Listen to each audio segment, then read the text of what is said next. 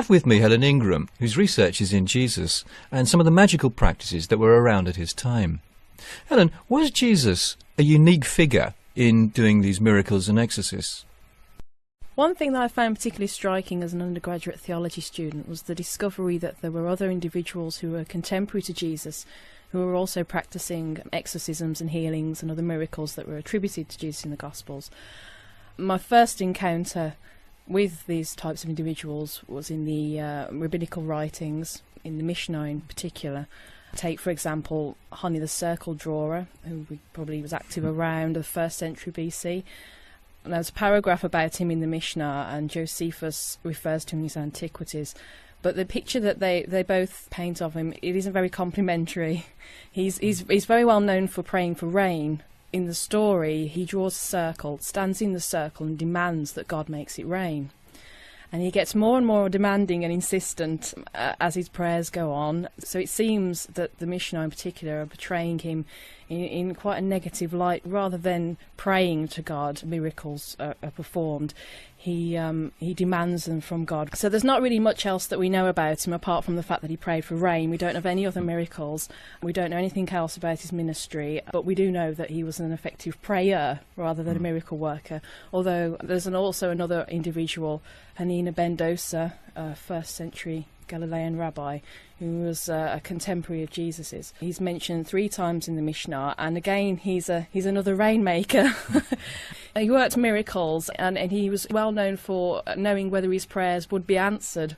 There's one passage in which good deeds are ascribed to him, but it's not that clear what these good deeds are, whether they're miracles or whether he was just a nice guy when he performed good deeds. The emphasis really was on his piety, and that it was again his prayers that were effective in the miracle working. There does seem to have been an emphasis on Jewish miracle workers, particularly with regards to Solomonic magic. Josephus tells us that the Jews inherited the wisdom of Solomon, and as a result they were very good miracle workers and healers.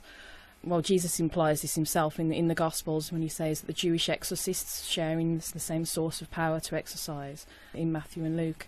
Another example of a Jewish magician from the mid-1st century is Eleazar the Exorcist. Now, he's not actually mentioned in the rabbinical literature. We know of him from a passage in Josephus' Antiquities. He performs exorcisms with the use of a ring, which contains a herb from which he draws the demons from the noses of the demoniac using a herbal kind of root-based substance based on the Solomonic magic. It's kind of a Jewish exorcistic kind of albasoil, if you will.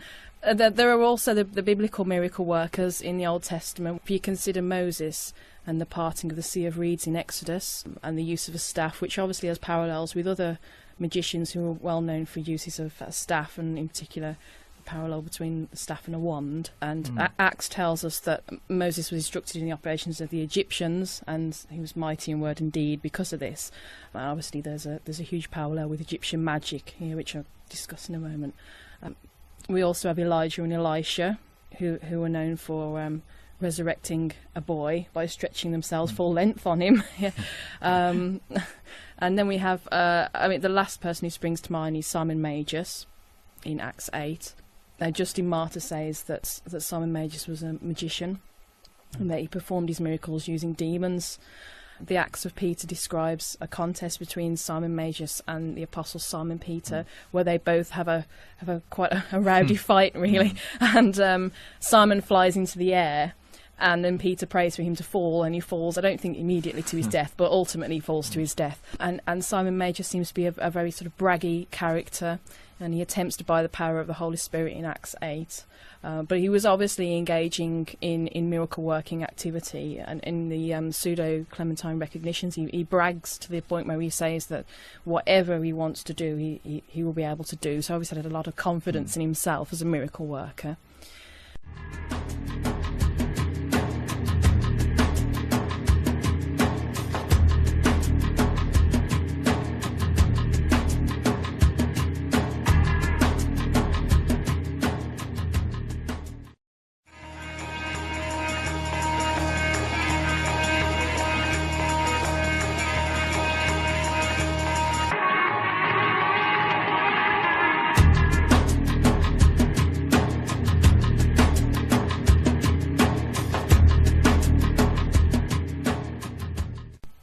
one would perhaps expect Simon Magers to be presented in a fairly bad light, in as much as that he is seen as somebody who is in some way hostile to Christianity and the Christian message.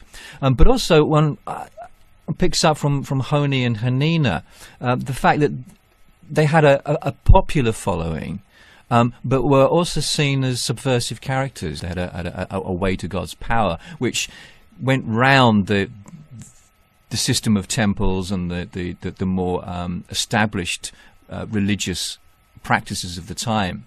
If somebody was making an allegation of magic towards a miracle worker, then usually their sort of followers would emphasise the fact that they were dependent upon God for their sort of power source, which is why with Honi and Hanina we have this great emphasis on their prayers rather than their actual personal abilities, whereas with Simon Magers we have this emphasis on the fact that he was trying to buy the power of the Holy Spirit, and it was something that wasn't innate in him. It wasn't his miracle working ability wasn't through a sort of innate personal relationship with God.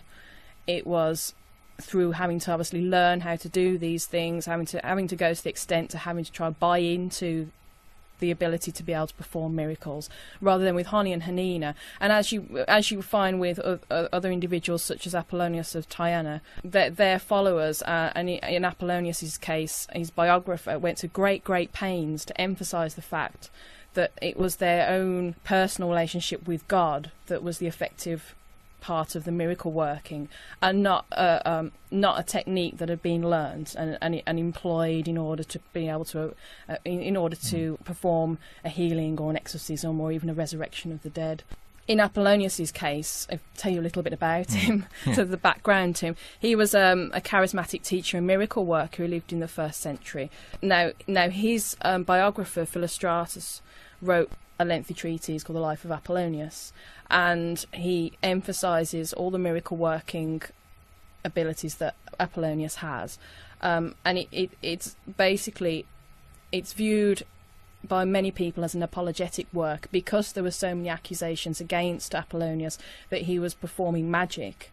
Philostratus goes to great lengths to show how Apollonius is a very pious person, and he has a strong relationship with God, and it's not something that has been learnt and acquired. He lists all the things that Apollonius is capable, which is knowledge of languages, ability to foresee the future, ability to see across distances, healing the sick, exorcism. At one point he's said to have vanished from a courtroom when on trial for magic. He raises a young bride from the dead. He was obviously accused of being a magician, although healing and exorcism and raising the dead are all miracles ascribed to Jesus in the Gospels. Apollonius was obviously accused of magic because he was arrested twice under suspicion of practicing magic, and he was regularly accused by his enemies of practicing magic. So Philostratus goes to great lengths to try and defend him from this. And although the Life of Apollonius is very romanticised, and you can tell that obviously Philostratus is desperate to sort of portray him in a positive light, in the back of Philostratus' mind are these accusations. Another individual as well that I find quite interesting on a personal level, sort of for my own research, is Vespasian, the 1st century Roman emperor. Now he's credited with performing several miracles, one of which I found particularly interesting in my research because it involves the healing of a blind man using spittle, which obviously has parallels to Jesus' healing of the blind in the Gospels. I find that very interesting, the parallel there, very interesting. And he's said to have worked several healing miracles, but obviously being a Roman emperor, we don't tend to accredit him this sort of divine man status like that for his miracle working. Although could it be that the biographers were attempting to do exactly that? By attributing miracles to show actually that he is this divine man figure. Yeah, I mean, particularly with the sort of the gospel stories of the healing of the blind using spittle in the back of everyone's mind.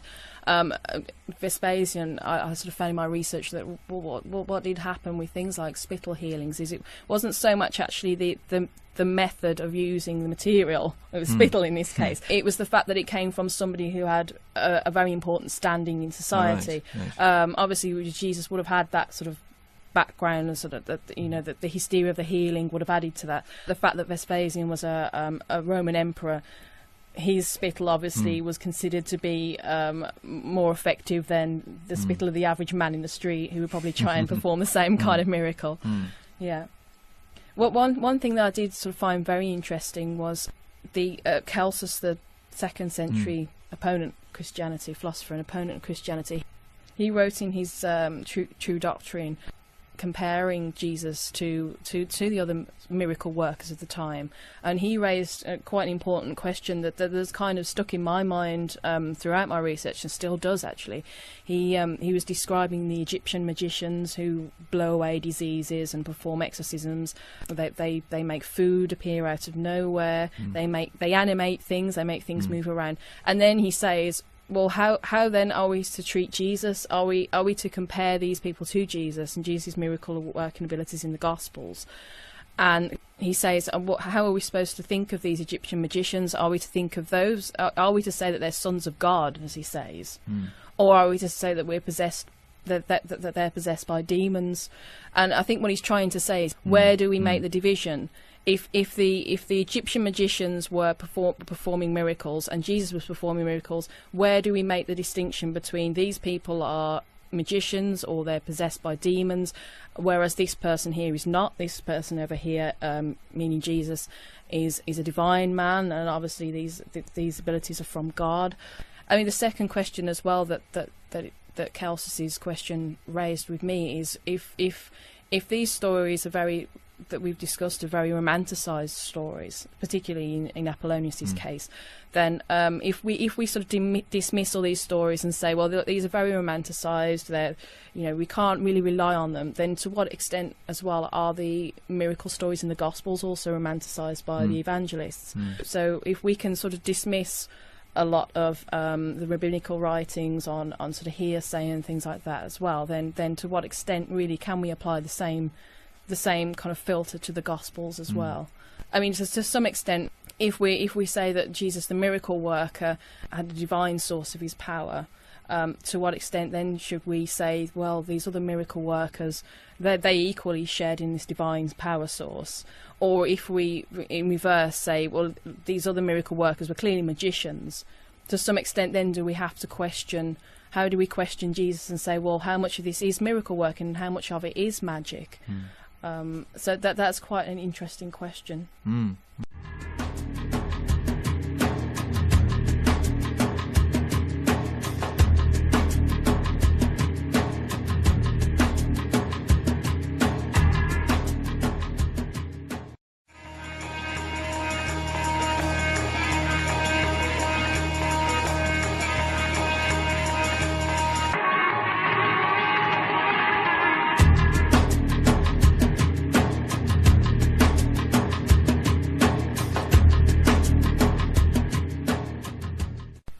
The main focus of the podcast is on Messianic Secret, and I was wondering what particular take that you have on it from the perspective of your research and your studies. Secrecy, in particular, is very, very important in ancient magic. It seems to be quite across the board. You seem to encounter it wherever you go. I mean, there are quite a few reasons for this. I mean, one reason was that there were legal implications. There were tight laws against practice of magic. So really? it was in the magician's interest not to let people know that he was performing magic. Obviously he'd be persecuted for it, so he would sort of do things in secret.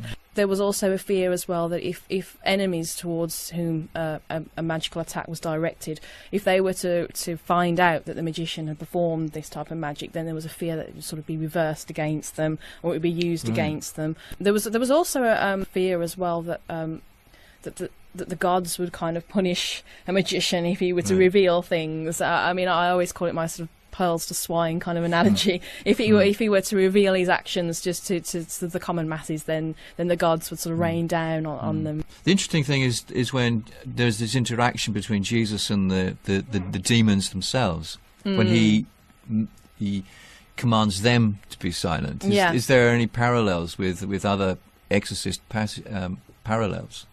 what I did find interesting was actually not so much Jesus' adoration and demanding the silence from the demons, but actually the demons demanding silence from Jesus. It's actually the reverse side that I actually find quite interesting in Mark 1 and in the exorcism of the Gerasene demoniac. In both cases, the demons are actually attempting to silence Jesus in reverse. They're actually attempting a kind of an adjuration, a kind of a we know who you are. We are entirely capable of standing up to your sort of attack.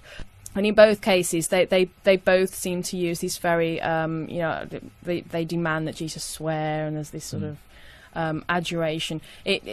Reading both exorcisms is very much like reading the exorcism of a magician as described in the Greek magical power, but only this time in reverse. It's actually the demoniac who's trying to do the exorcism towards Jesus rather than Jesus perform the exorcism in reverse. So there's a kind of like a power struggle going on. Yeah. And I that hadn't actually occurred to me in that sense until I read the exorcisms sort of magicians in the ancient world, and the ways in which magicians would attempt to manipulate spirits. And then when rereading the passage, I suddenly realised that actually the demon here is attempting a kind of counter-exorcism.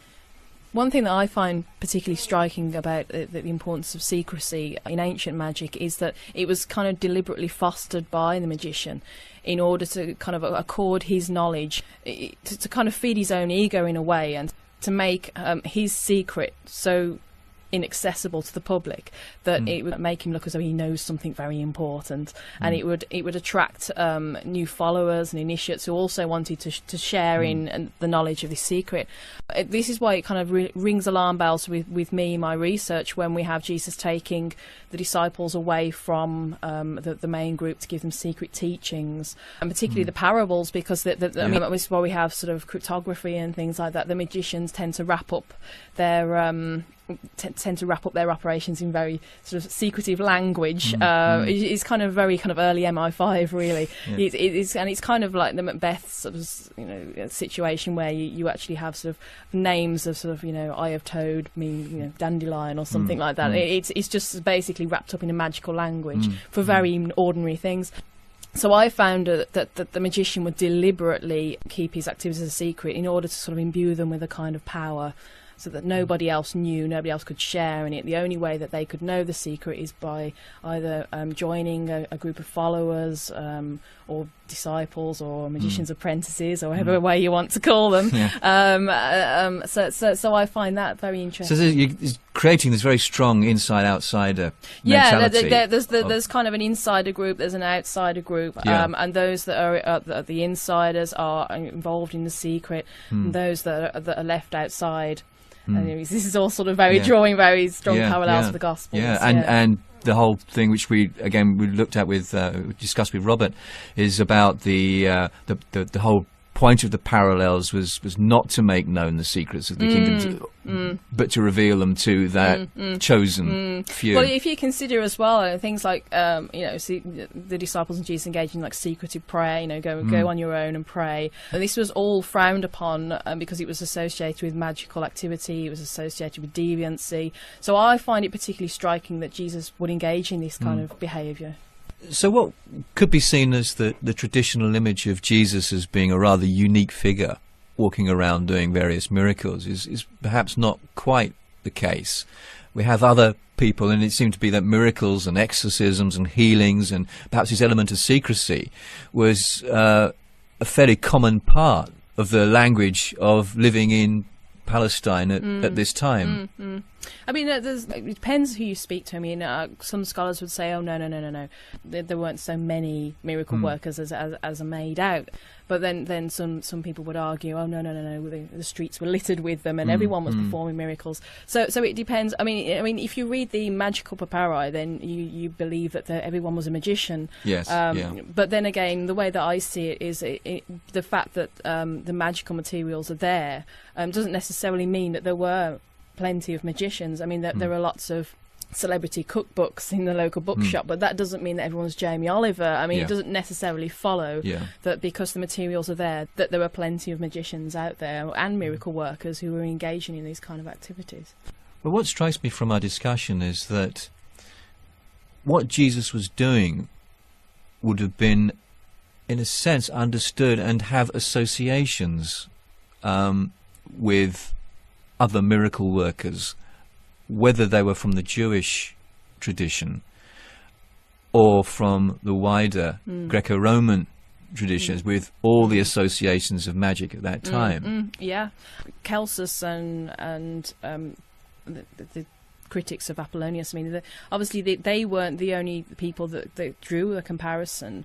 If we look into the Talmud and things like that, you'll find plenty of examples of accusations that Jesus performed magic. There are plenty of sort of examples out there. There are lots of critics of Jesus who would dismiss him as your bog standard basic Jewish magician, basically. So I mean, there was plenty of accusations out there. Hence why you find that the gospel writers are quite keen to remove parts of their received traditions in which portray Jesus in a kind of a negative light and as performing magic rather than performing miracles, if such a distinction can be made. Well, that's been fascinating. Thank you very much, Helen. Thank you.